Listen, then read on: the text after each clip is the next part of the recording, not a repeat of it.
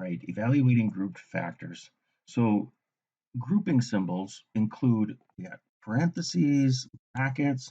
Now we got absolute value could be used to be for grouping symbols. Square root symbols can do that, but they're used to define a factor that contains one or more terms. So we're going to start seeing these symbols as grouping symbols. So the first thing we'll look at, um, this first example, we notice this is actually one term. The whole thing is just one term. Um, and it starts out with a negative and then a set of parentheses. So that signifies the opposite of that factor. Now, the factor itself is actually made up of this expression. It's actually two terms. So we have a factor operator inside the factor two terms. So one of the things that we want to make sure of, the key, is that there's two things. Factor operators only apply to one factor value. And then the value inside the grouping symbol must be evaluated first before applying the factor operator. So if we look at this and think about language, this would be read the opposite of, and then the quantity of negative 10 plus 7. So what we're going to do is evaluate inside that to figure out. So I'm just going to leave myself some room, and negative 10 and positive 7, if I combine those, I end up with a term or a value of negative 3. So one's positive, one's negative.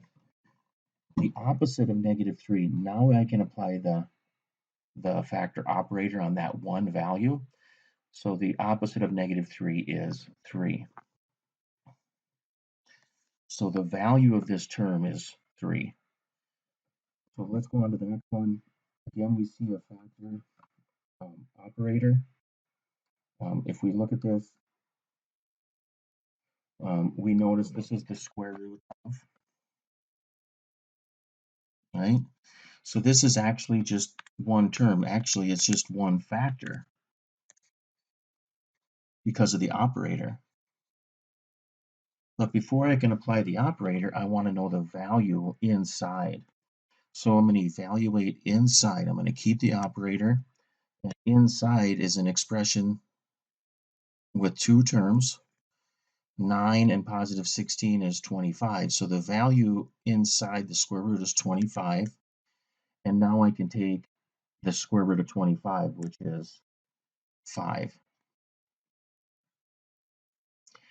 So again, the operator affects the value of one factor. If the factor is grouped, I need to understand first, before I can take the square root, what the value is, what the factor or what the value is underneath that.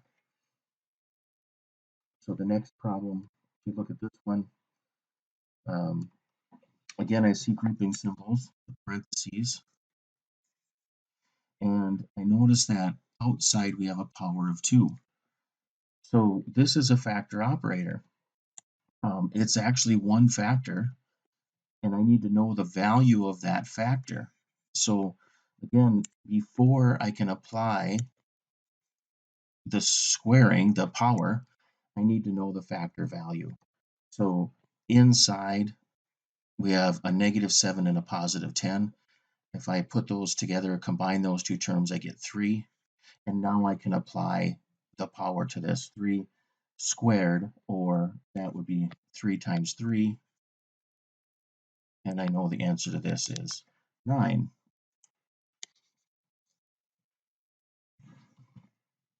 So the last one, you notice is a little more involved, but this is one term because of the factor operator, the absolute value. So this is actually just one factor.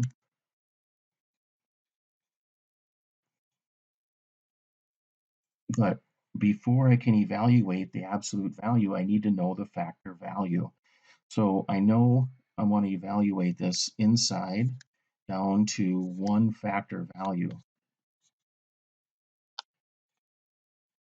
So find the grouped factor value.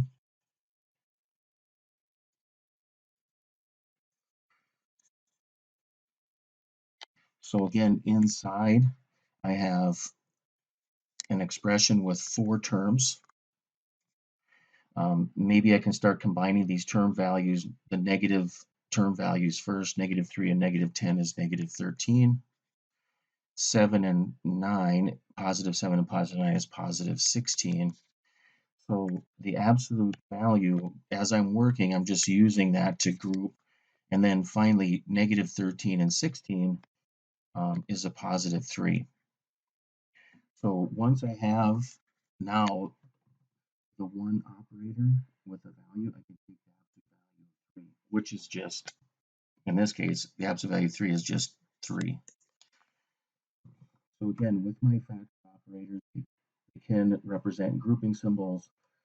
Before I can apply the operator, I need to know the value in that grouping symbol. So factor operators only apply to one factor value, and then the value inside the grouping symbol must be evaluated first before applying the factor operator. Okay.